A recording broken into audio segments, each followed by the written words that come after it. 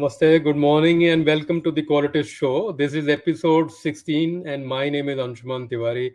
I'll be your host today, and we have a surprise host as well, and an even bigger surprise guest. Right?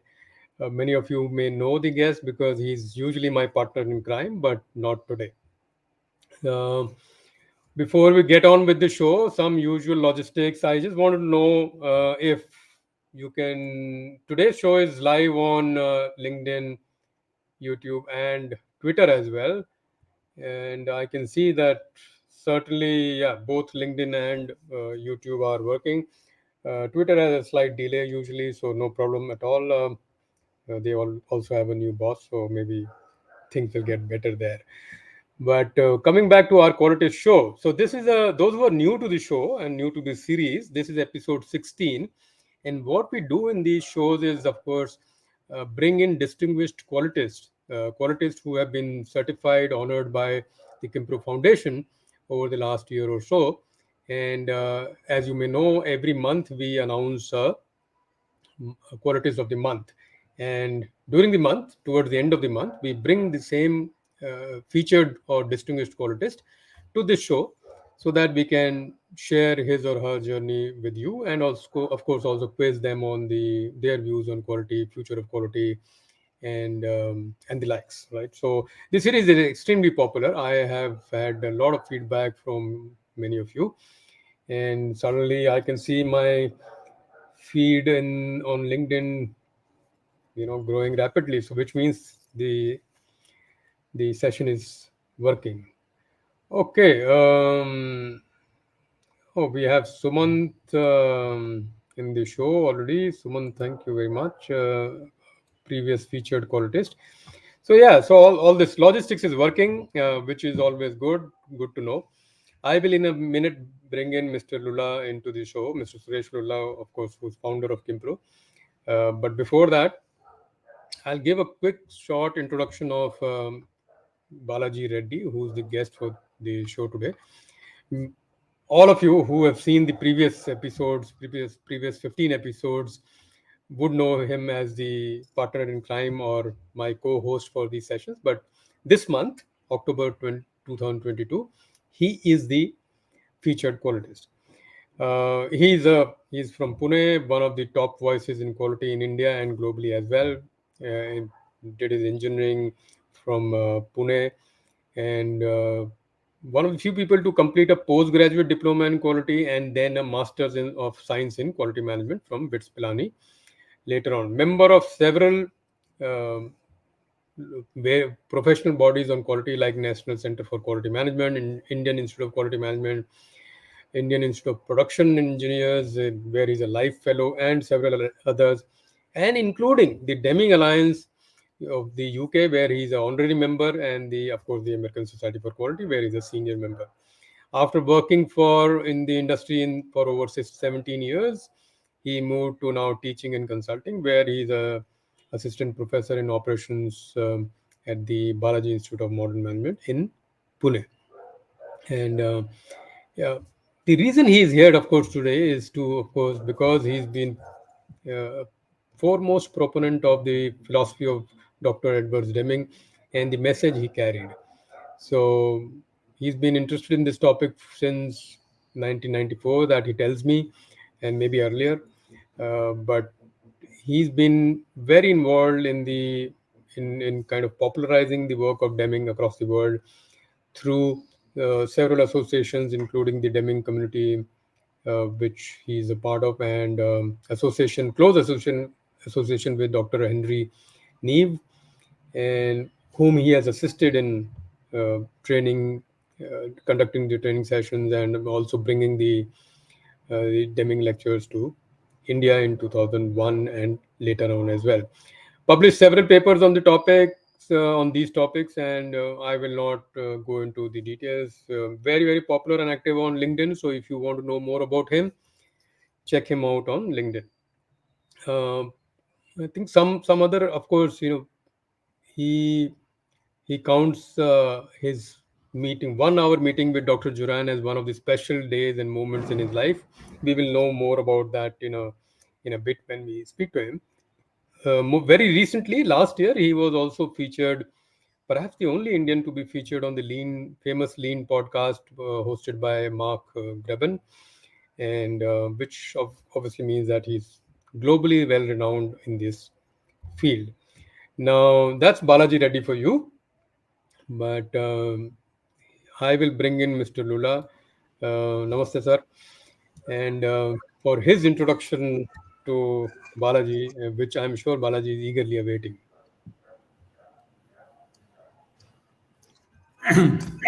Good morning, delegates, Qualitist. Anshuman, as usual, has given a very comprehensive introduction to Balaji. It reminds me of a, a conversation with Dr. Duran 35 years ago, where he advised me if you want a job done, look for the busiest person.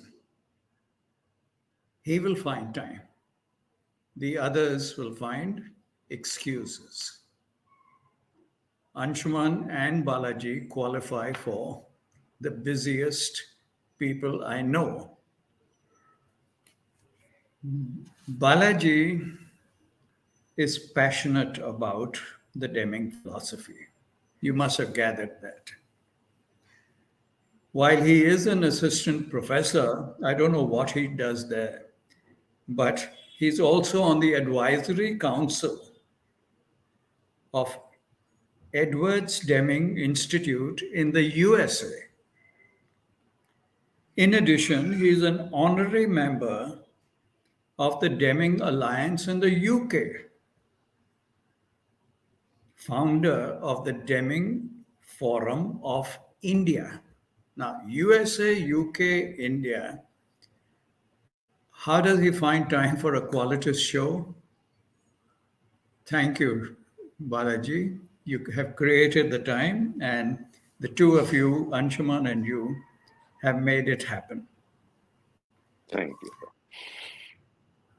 I understand you met Dr. Duran at his residence on 21st February 2002.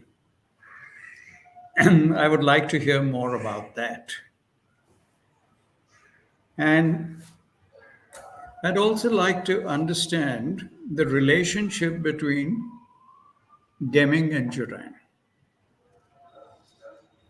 Throw us some insights. I will thereafter share my insights of the relationship.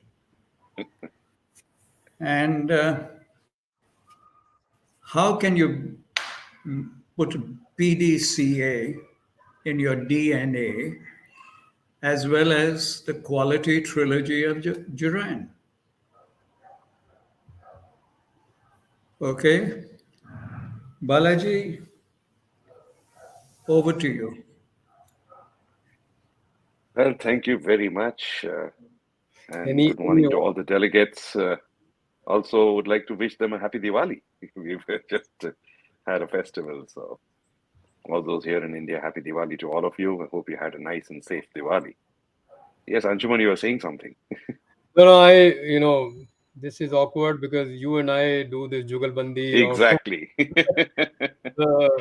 But I will be the Balaji, the co-host today as well, and you be Balaji, the guest. But wanted to just quickly ask you for any opening comments that you might have, and then we will get into some questions later on. But yeah, it's like you said, awkward that I'm on this side of the table. I thought the two of us were put into place by Suresh sir to only terrorize others, and we didn't feel that we would be terrorized ourselves one day. But I think when we were anointed as Qualitist, it had to come along with it. We had to come on the other side. You came on the other side of the table once, and now I'm here. So I felt that we could have, we always had to ask questions of others because both of us love to learn from people, right? Instead of talking, we love to listen. And so here now in this show, the two of us have to talk. So And to be Yeah. honest, asking questions is the easier part. The I know from experience the other part is tougher. But let's get it on with the show. We already have quite a few people on the show. Dr. Parag Rindani is here. So thank you, Dr. Parag. And he's informed today. So to get you started, Balaji, Dr. Parag has given you a name now. Okay. Look at that. So I'll be easy with the questions since you already have transferred the money that you promised me. But I'll start with a simple one that we of course know Balaji as the this fantastic person who promotes Dr. Deming's works today, and one of the foremost voices on quality. And we just learned that not just in India but across the globe as well. But we always ask our qualities this question, that this is not how it started. So, how did it start for you briefly? And what was your early interaction with Mr. Lula? And then we'll get into some of the questions, as Mr. Lula also pointed out, around the lessons of Deming, Duran, and therefore. Over to you. Well, yeah, I mean, if you talk about quality, I think I discovered something, just in the 90s after, it's most on a personal sense, after my father passed away.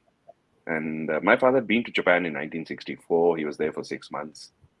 And I remember 1980 when the Japanese onslaught on American markets had begun. And, people used to come to our homes to talk to my father because he was in Japan, and how good were the Japanese. And he would talk a lot about uh, how he worked with them and their culture. But he always mentioned about, two Americans who assisted them. And I never knew who he was. I was a kid, running around in the hall when people used to be there. But I remember some of the stories which when he used to regale them. So those stuck in my head, but it made sense only later. In 1994, I was working with a company called Lightel in Pune. They manufacture infrared lamps. And I want to take this opportunity to reach out to Dr. Avinash Kulkarni and Mr. Shirish Karkare, who took me for a course called Leadership Through Quality. This was part of the Xerox quality, total quality strategy. And there I, went through the entire course for 5 days. And that's when I learned about the world of quality was open to me. And I wanted to go deeper into that. And so I did this course called the Postgraduate Diploma in Quality Management. And that's where, when we were studying the history of quality, I heard the name Deming and Duran. And it all started falling into place, what my father was saying. And for some reason, both these names got stuck in my head. Later on, I acquired their books. And I remember, the first time I touched Dr. Duran's Quality Control Handbook, the 1988 edition, I said, this is the Bible. When I was reading it, I said, there's nothing better than this. And then I got hold of Dr. Deming's book, Out of the Crisis. That is the only one available at that time in India. And that became like the Bhagavad Gita. So these were my two books. And I wanted to, I started dreaming about being like Deming, Duran, and wanted to be like them. And that's when I came to know that Deming was no more. He had passed away a year before I got into the field of quality. And then around that time, I started working with Mr. R.V. Ramchandran. And there I saw, Qualtech 1989, the first Qualtech award, the proceedings were there. And I remember going through that and I saw Mr. Suresh Lulla's name and his photograph. And of course, Ramchandran sir was there. And then the secret thing was there. Okay, I want to meet Mr. Suresh Lulla. And imagine my shock when I went to wish Ramchandran sir happy Diwali. And I saw Suresh Lulla sir sitting there. I said, "Oh my God, the Suresh Lulla is sitting here." And I wanted to say, I want to say so much to him, but I just had to deliver the box of sweets to him and leave. I just wished him, for happy Diwali and left, and that was it. But we met then years later when we were celebrating Dr. Duran's centenary. That, if you remember, Anshuman, I met you for the first time then. It was It was July of July of 2004, 2004. and that's when uh, it had a printout with Suresh Lulla's take on 100 Years of Dr. Duran. And I remember I went up to him very nervously and I said, "Sir, could you please autograph this for me?" So, and I still have it. I think I put it up. I sent it to you, right? His autograph, and I treasure that. It's a coveted thing for me. So that's how my involvement into quality, into Deming, and into with and my meeting with Mr. Suresh Lulla happens. You can see some things are fated in life, I guess. Absolutely. And I'm sure you had no clue at that time that you will be meeting him a lot more and being on the same show. So, No way. No way. If someone would have told me that in 2004, I'd have said, "Are you kidding?" so we can count our blessings. So moving on with the show. Thank you first of all, Balaji, for that candid and very um, personal, emotional introduction that you had. And but you are more known, apart from of course being a professor in operations, you are more known for your promotion and taking the word of Deming across to as many people as you can, and which is a very worthy cause. But if we were to, if you and I were stuck in an elevator, and I know that you may not want me in that elevator, but assume that you have me in that elevator for a minute or two, what will you summarize as Deming's message for our audience as? Yeah, when he went to Japan, actually, he made a telling statement because he said the rate at which the Japanese are going to be now moving ahead, the world is going to come together. I think the inscription on the Deming medal says it all. The right quality and uniformity are foundations of commerce, prosperity, and peace. I believe that's the message he wanted to take to the whole world. And he said cooperation is the key. Cooperation would give you much better results than generic competition. And his take on competition was different. He said you need to compete with and not compete against. And he said the whole world should come together because not all of the knowledge in the world is contained in only one person or one company or one country. We need to come together. And I think that was the key behind all his teachings. He spoke about this in the 1950s and 60s to the Japanese, and if you go deep and check, they all work together. They're not trying to pull each other down. They're trying to help each other. And I think that as people, he wanted that to be taken all over the world. And he said the outcome of those kind of things, quality is an outcome of all that. And if you do all these things well, he wanted people. In fact, one of his statement was, better quality, greater productivity, customer happier, and everybody is happy. He used the word happy and not satisfied. Yeah, and he said the happier people at work lead to happier things in the market, happier customers. He wanted people to be happy in life. So I think that was his entire approach, and that's why he was nominated for the Nobel Peace Prize in '92, which he never got. It went to someone else, but he was nominated for that reason, for the Nobel Peace, because he was advocating world peace, if I may say so, through quality management. That's the way he looked at it. Hmm, that's interesting. Another aspect of leading luminary. Um, and moving on, of course, just a little bit more technical. So obviously, Dr. Deming was more popular for PDCA and control charts and use of control charts and moving PDSA into PDCA. But whatever little I have studied is, I've been fascinated by the 14 points and from out of the crisis and the profound system of knowledge as being like really foundational concepts. Like for Duran, what he did with trilogy and the universal method of improvement, these are like 100 years from now, we will still be doing the Duran trilogy and the concept of improvement. So the similar stuff came from Duran Deming in terms of the 14 points and the profound system of knowledge. Yeah, Um, any views on that for our audience who may or may not, because these are not the popular versions of Deming's work. The yeah, popular version is the right. control chart and the PDCA, but the profounder version is, or the Yeah. concept is. So you see, when he first was rediscovered in America and he started being called for for programs and consultations. He essentially would talk about, he started teaching what he taught in Japan. And Hmm.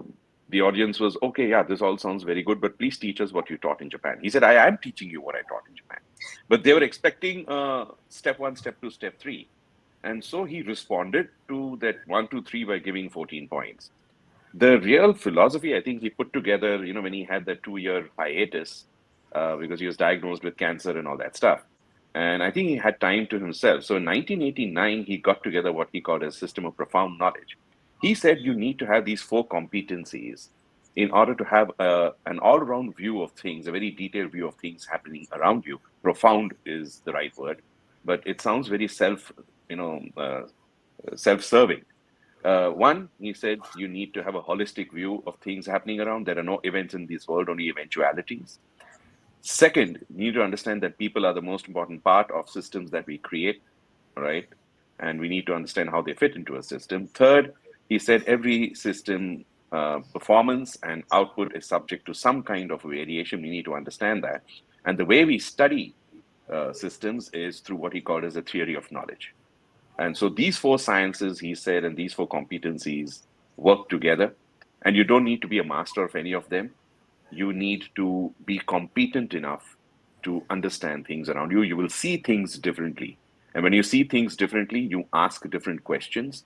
When you ask different questions, you will get different answers. When you get different answers, you will draw different conclusions. You will take different decisions, and then you'll get different results. It's insanity to ask the same questions again and again. So, management is not about giving the right answers, management is about asking the correct questions. And he said that comes through profound knowledge and not subject matter knowledge, which is more internal. This is more from the outside, if I may say so. The 14 points would come out as application of that thinking. And you can never do the 14 points, they're eventualities. That means if you think in that profound manner, you will see that the 14 points already exist in your organization. Or you should, if they don't, you start working towards them. If you know what I'm trying to say. I don't know if I'm making sense, but Yeah, that's yeah. how it was. Whereas I see this attempt of people trying to make it into a to-do list, which is wrong. There's no method in Deming. There's just a thinking. Thinking comes from there. And the PD essay, again, was meant to be something else. It was from the theory of knowledge because he said he was casting, a learning system into a business context, and it assumed that form. When he took it to Japan, it was a four-part cycle. Originally, Walter Schuhart's three-part cycle, which was specification, production, and inspection. He added a fourth step, market research, specification, production, and inspection, which became market research, design, production, sales.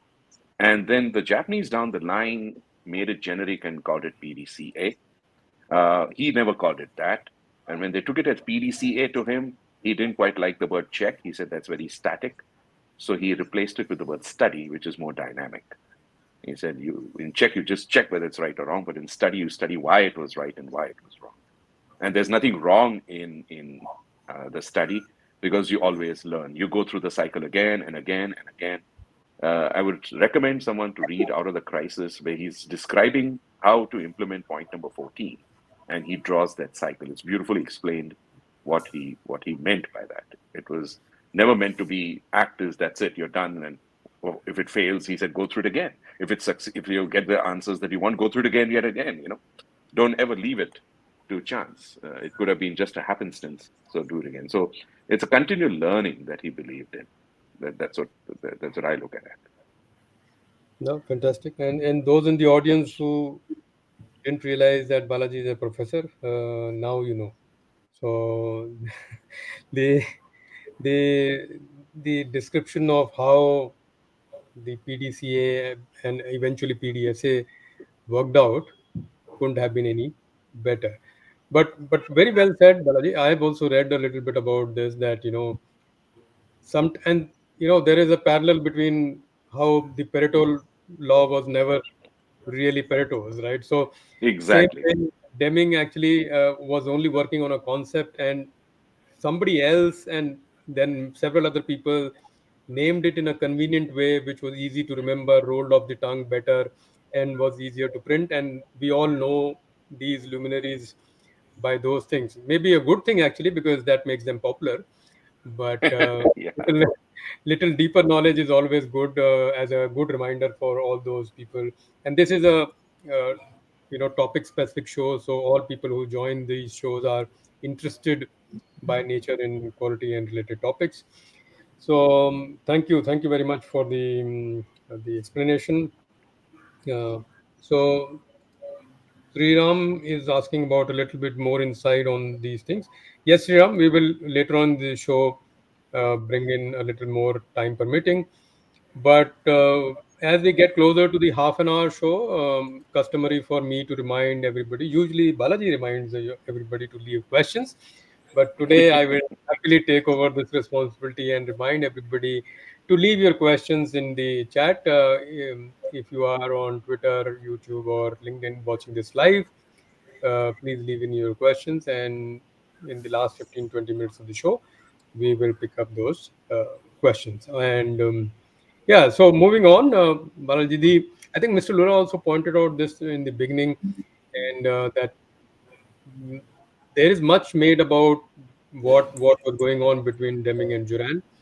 None of them are alive for us to seek a clarification, but you are one of the few people who have been closest to both, I would say, profound systems or profound thinkers in the field.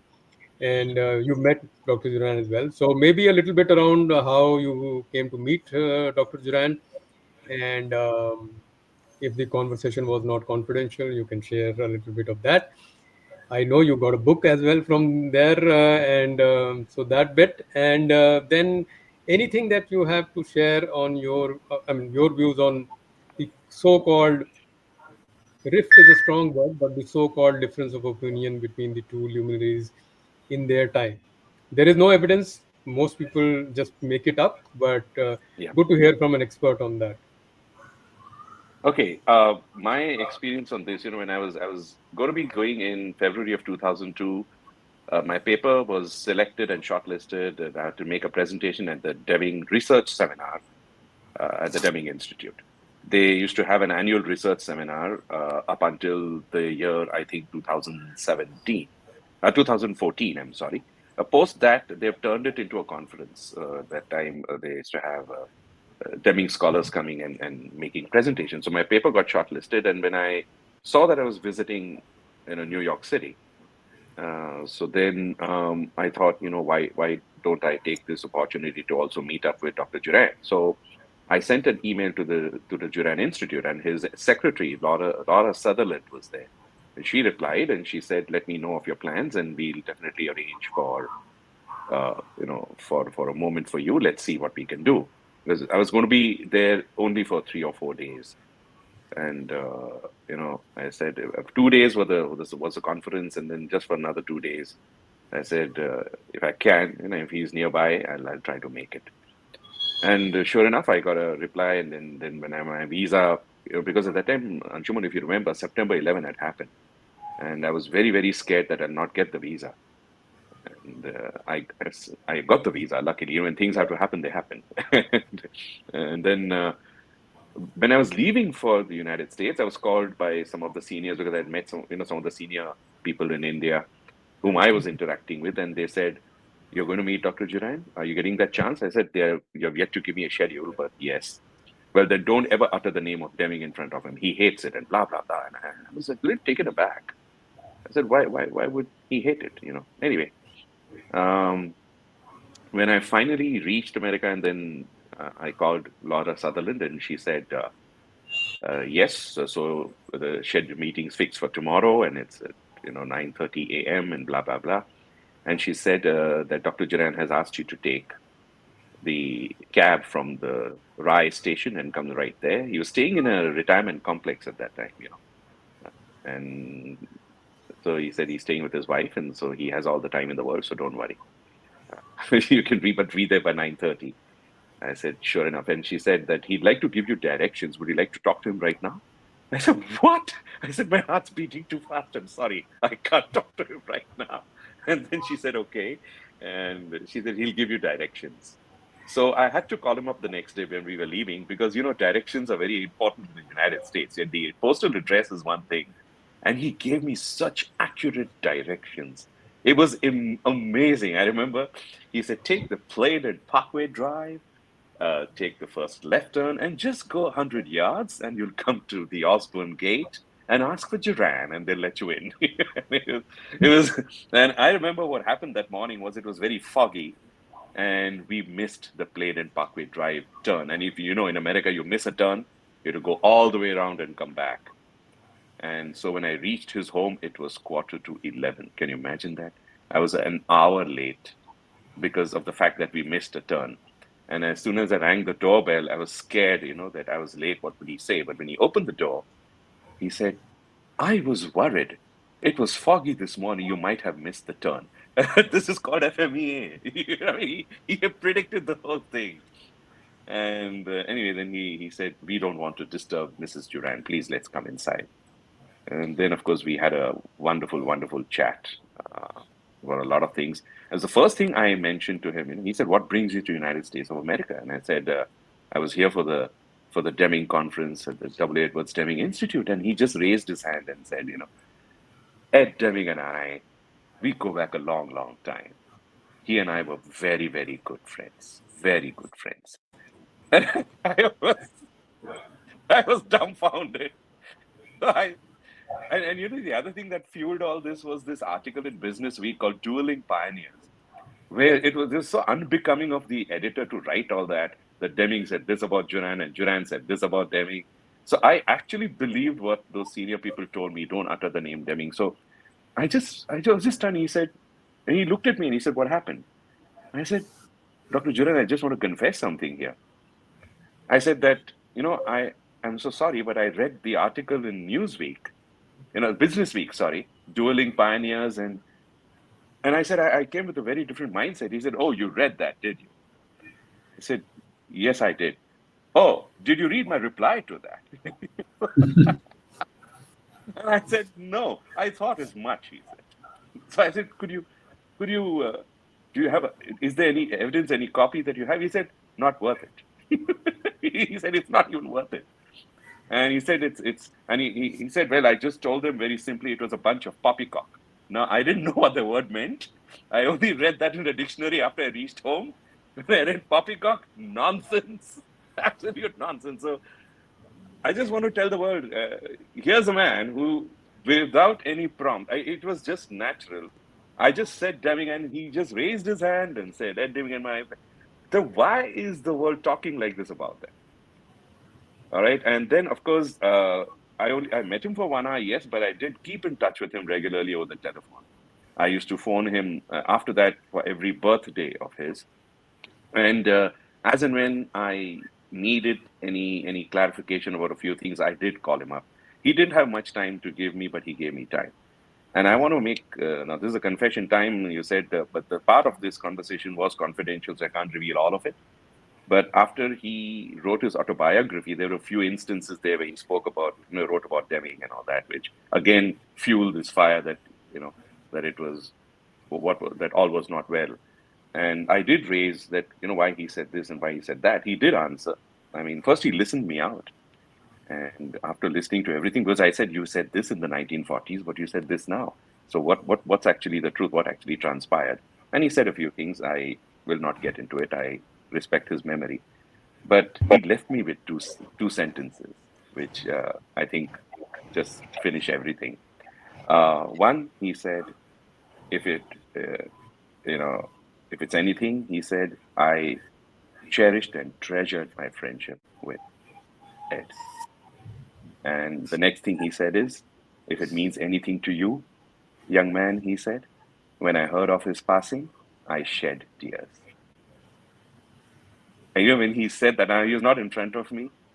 I felt he had a lump in his throat. So I'm going to live with that. And now we all will live with that. I, of course, have heard a little bit of this, Balaji, but I wanted the audience to experience and hear it from you. Not many people with this first hand, and this is as first hand as it gets. Yep. So those who are in the live show today, there you go. You can say that you have the answer to one of the questions that, as a qualitist, might have plagued you. Yeah, he had. In fact, let me tell you what he said after that. He said, when he said I shed tears, and he said, I consider this topic closed. We never discuss this again. This was in 2000. I remember this was this. His autobiography came out in 2003. So 2000, between 3 and 4, just when he was turning 100, we spoke about this, and we never spoke about this again. So it was just the next 3, 4 times or 4, 5 times that I called him up, we discussed issues, but not these things. Good for you. I will try and bring up. Uh,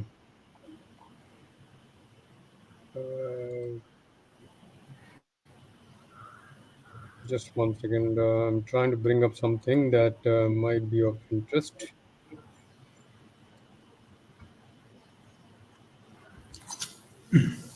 Can I, can I add something to Balaji? Yeah, sure, sir. I'm just trying to bring something in which seems to be not working. Sure. Go ahead, sir. Both Deming and Duran had the same boss, Yes. Newhart, Oh, shoe hat. and they worked with him at different times. But the alignment of thinking, Schuhart, Deming, and Duran, was all around PDCA. And the PDCA is the Schuhart cycle, popularized by Deming and improvised by Duran. Now, that's one point. And the other is that when Malcolm Baldrige invited thinkers on quality to define the criteria for the to contain Japanese economic aggression, and in the criteria, if you look carefully, and the underlying theme is PDCA in each criteria. The questions are designed that way. And the scoring guidelines also. You start with the PDCA, then you move on to Duran on quality improvement, etc., and you move on all the way to performance excellence. You know, I'm cutting out more detail, Yeah. but they were very good friends, and they worked at Bell Labs also, each of them at different times.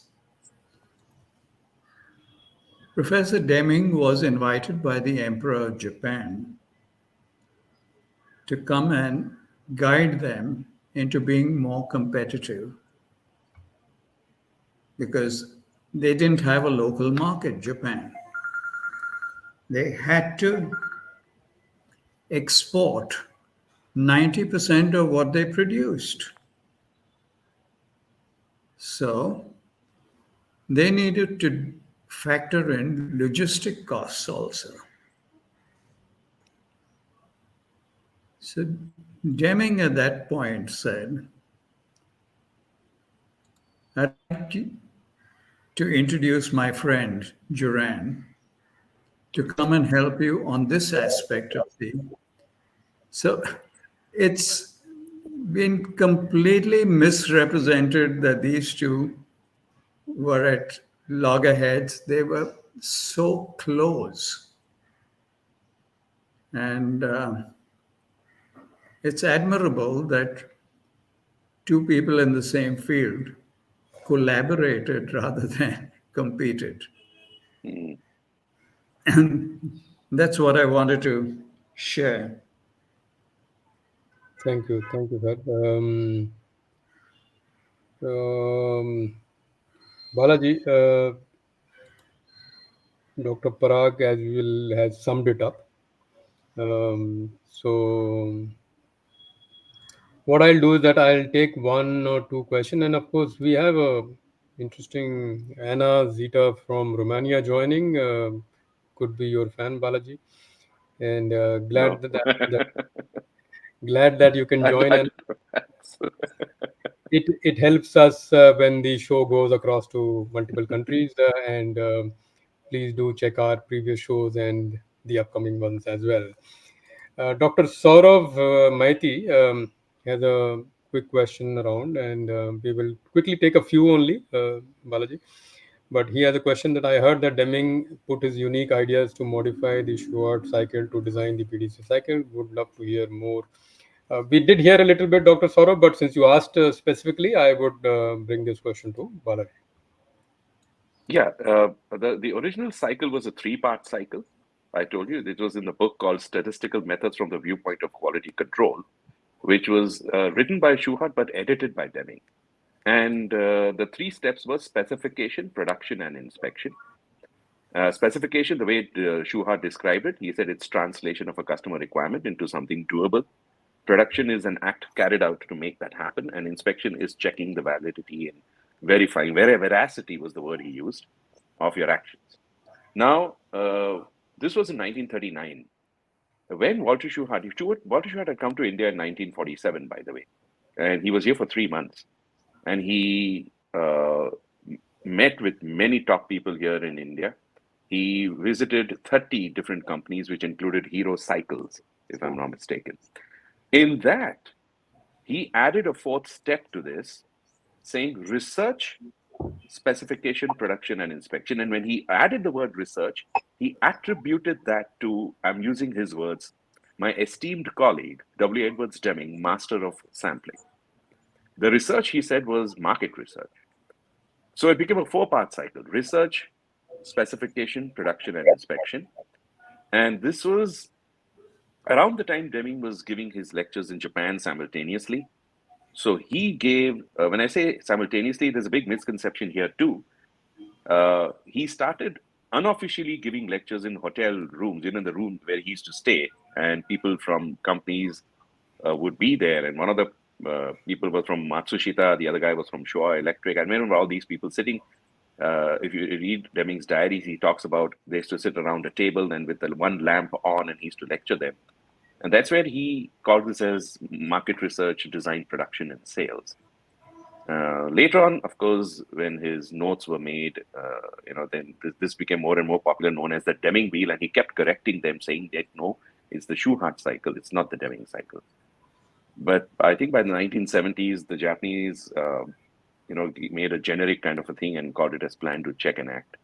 And when he heard that, he said, no, check's not a good word. It should be more study. So that's the only other change he made. But adding market research in a broad sense, in a managerial sense, was definitely his addition to what Walter Schuhart originally conceptualized.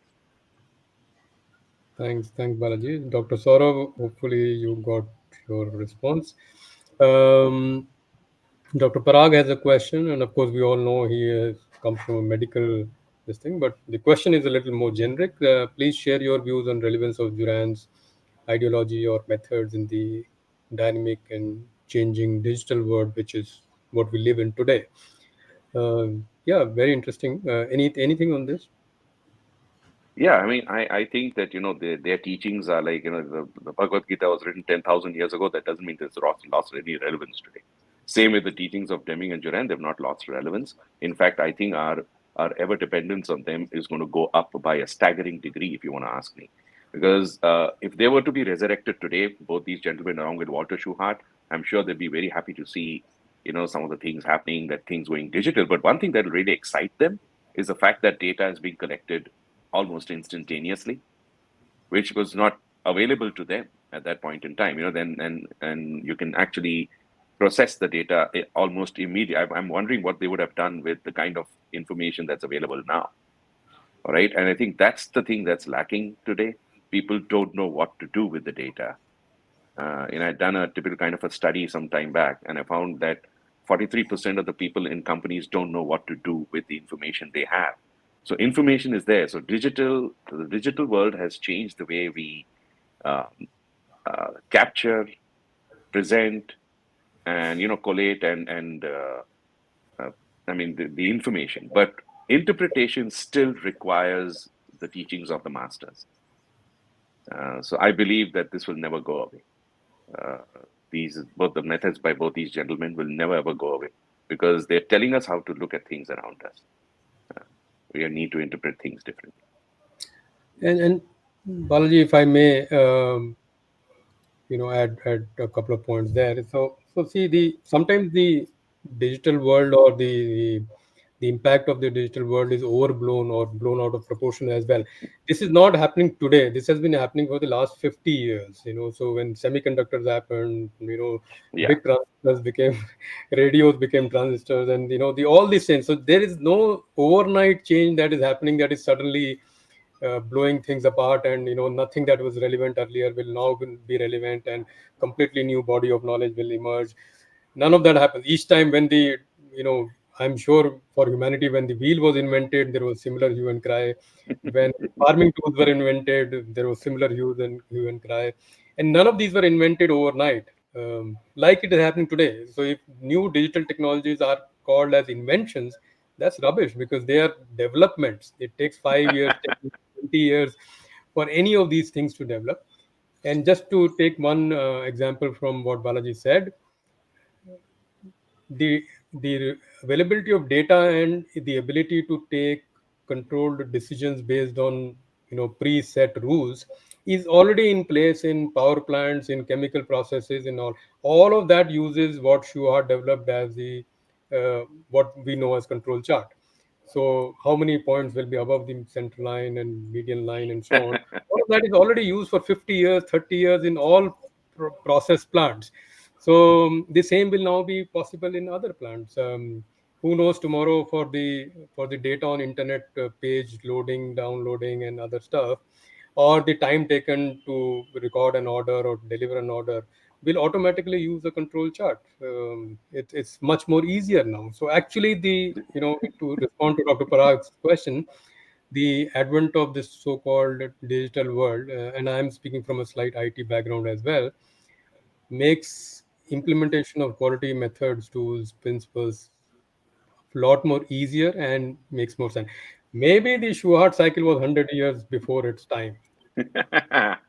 Okay. Just want to add to something what you said, Anshuman. It's interesting. One of my students is working in Swiggy and he's at a high position right now. And he just sent me a message some time back. He's drawing control charts. He says control charts from the time they, they receive the order till the time the restaurant responds to it. Control chart from the time the restaurant prepares to the executive picks it up. Control chart from the time the executive picks it up and deliver it to the home. There you go. Everybody knows which company I work for, so I'll not repeat that.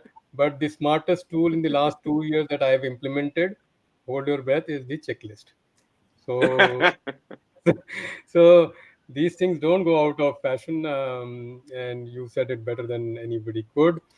But in the time that we have, uh, of course, you covered the Deming-Duran question in quite detail. But what about your views on the future of quality and how? And some of it we covered in the last 2 minutes, Balaji. But anything on the future of quality, or how you see it changing or not changing at all, and so on? No, I would say that the ways and means of getting there would keep getting better, but the concept that we have to eventually add value to someone's life, I don't think that's ever going to change. And we have to do it in the most economical fashion. If you're talking about running a business, then you're adding values to someone's life in the most economical fashion. I mean, putting it in one sentence, what Deming said, economic satisfaction of demand. That's what we're looking at. And the only ways and means of getting there perhaps would get much more focused, much more streamlined, much better, innovative ways of doing it, perhaps. But I think the basic fundamental will never change. So quality in that sense, making for people living happier lives, etc. That should be the north the north star, so to say, and that shouldn't change. And I don't think that's going to change. Maybe only, like I said, that like you said, the digital stuff and the media, the ways and means, these are enablers. So the ways and means of doing these would definitely get better, but some things don't change. and good for us that they don't change. The one, of course, area that we always and since we covered Duran a little bit, your views on applications or the concept of Duran trilogy as it applies today, anything that you want to bring in? The way I look at it, I think some people are still have not grasped the complete deep meaning about a lot of things that he came up with.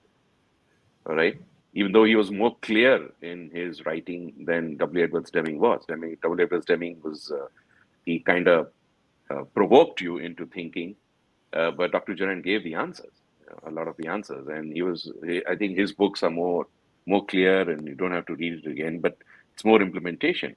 I still feel when I walk around, when I meet with some people, when I discuss with them, they've got many of the things. I'll give you one instance here: cost of quality, a simple stuff, such a powerful concept. He came up with that idea to grab management's attention that they need to improve quality, that there's an economic measure of that. Instead, people have actually said, oh, Juran only focuses on costs. He doesn't focus on anything else. Is that what he meant this to be? I mean, how wrong is this? So just because they have not understood the purpose behind each of the entire trilogy, separate parts of the trilogy also. uh, the moment they read it, oh, I've done it all. That's not how it is. He never meant it that way. You could give it any other name you want, but these are fundamentals which will never change. And at any given point in time, one of those three parts of the trilogy must be going on in your company. Otherwise, you're not a quality-oriented company. Either they could be going on simultaneously or separately, but they must be going on. If you're not doing that, you're just really clearly not managing for quality. Very well put. I have Pranjal Gupta, and this is not so much a question, Balaji, but I think a response from what we said earlier. I view digital information Yeah, available as complementary exactly. in quality concept. Very well said with the real-time Yeah. availability of. Yeah, rightly said, Pranjal. While you were bringing up the Duran trilogy point and other points as well, what something occurred to me, Balaji, that more recently I've been my interest has also been in coaching people for career success and growth, and I recently was speaking to somebody, and actually I spoke to later on other people just to test the theory out and applied the principles Hmm. of Junaid strategy to career growth and success, and how you can set your standard, how you can control your behaviors and actions, and then work on improving what you are doing. So it actually applies to even uh, personal growth or career growth Yeah. situations in many ways. So it is many ways a universal concept that is probably yet to see the wide application that it deserves. Yeah, you could apply PDSA to your life. I mean, Yeah, it's a learning cycle. In fact, if you look at a 2-year-old child, they're actually applying PDSA. every day. They ask So questions. the so Balaji, if you may not have realized, but we switched the questions for you. You didn't have any prior approved questions that we normally give our speakers, so we wanted to make it difficult. But there is one question that you might have guessed and you might be prepared for, which is usually our last question is about books. What are you reading? What would you recommend? Any interesting stuff that you could share with our audience? Okay, for me, I think I would even today recommend, you know, uh, if you're talking about, since we're talking about Deming and Duran, then all of Duran's books. For me, his best book, I would never trade that for anything in the world, is Managerial Breakthrough. I think it's the most classic book ever written on managerial, performer. But anybody who wants to be a good manager has to read that book. And Out of the Crisis and New Economics of Demings, definitely. But then, it requires a different level of kind of commitment, can I say, to reading, because he's not very clear it just provokes you, like I said, more Socratic. But definitely those two books.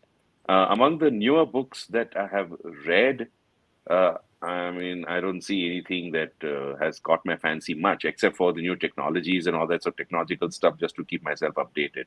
But in quality, I would definitely recommend uh, Juran on planning, Juran on leadership for quality, quality by design. But managerial breakthroughs, classic, and that both of Deming's books. For quality generally, again, like I said, I have even Walter Schuhart's books still excite me. Uh, both uh, the statistical methods as well as economic control of control of quality of manufactured product. So both these very presented the control chart for the first time, the logic behind it, it still drives me on. But yeah, these are the books I would definitely recommend. Sure. Thank you, Balaji. Managerial breakthrough is certainly, absolutely classic. Every word, every page is like another book. It is deeply Exactly. condensed and yet easy to understand. Okay, the we are toward the end of the session, and we have still quite a few questions. But I know that you both have a hard stop today at noon, so I'll let you go. But not before Mr. Lula has some closing comments, and then we can close. Anything from you, sir? Thank you, Balaji, for all your insights. I learned a lot. And the, it's like physics to engineering. The physics remains, but the engineering keeps getting a different interpretation. Currently, a person who's in his 90s and also a quality guru is Dr. James Harrington, Hmm. living in California in his retirement. He's a great interpreter of Deming and Duran, and what is unique to him is right brain thinking, creative thinking for breakthrough solutions. Some of his books are classics there: Creativity Tools, Innovation Tools, etc. So there is another guru who you need to go and meet, Balaji, and that'll be the trilogy. One last insight, but I can only give it for Duran, is that his he was an anthropologist by hobby. So when you see his institute logo, you see a craftsman and a pyramid. He's working on the pyramid. That's the logo. According to all these gurus, the ultimate icon for quality is the craftsman. The craftsman understands customer needs, translates those needs into features, benchmarks those features to be best in class, and sets goals. Then he chooses his equipment to deliver the goals, and he seeks perfection. But survival of his family is at stake. Perfection at what cost? So there's some optimization, and that leads to what is called process capability. Process capability is to quality planning what budget is to financial planning. With an ill designed budget, can you be sure of profit? With an incapable process, can you be sure of quality? Who defines quality? Customer. Who's the final inspector? Customer. And Balaji, who pays your salary? Customer. Chase your customer, not your competition. You're right. And that was the mantra. Yeah. With that, I will conclude my closing remarks. No, totally. Yeah, I'd And like to just yeah, sure, yeah, I'd Balaji. just like to end it. Yeah, that for those interested, because if you're talking about the works of Deming, uh, my living guru for me in the Deming world, Professor Henry Neve, who's now in retirement, he's written a classic book called 12 Days to Deming. It's like a course which you can take it on. You can download and read it online. You can do it by yourself. Also, the Deming Institute has developed a digital kind of a course on this called, not on 12 days, but they have a separate course called Deming Next. And it's soon to be available in India at reasonable prices. Right now, it's available in the United States. For them, it's that they have a fee for it, but they're going to be doing it in India. We're going to be launching it in an Indian kind of, I mean, in the sense with the currency and the conversion over here very soon. And so Dr. Deming's grandson is looking into the works. Incidentally, I'm in touch with both their grandsons, with Deming's grandson as well as Junan's grandson. So I couldn't get them together, but I'm trying to get these two gentlemen together someday, maybe. Sure. With that, I think it is time to thank you, Balaji, and thank you very much for a fantastic session. I hope, and I actually am sure that the audience benefited a lot from today's session. From next, enough of this, speaking from the other side. Next session, you are back on the back on the familiar side. So we will very See, I soon. told you it'll be bad. We leave that Now you judgment to know. the audience. We leave that judgment to the audience. We are interested parties, so we can't comment on that. But for everybody else in the audience, if you already don't follow Balaji or Mr. Suresh Prada, you should do that on LinkedIn. And for further sessions and alerts, usually we do these sessions on the last Saturday of every month. So look forward to you joining the other session. With that, once again, thank you, Balaji. Thank you, Mr. Lullah, and our lovely audience. Thank you very much. Bye bye. Thank you.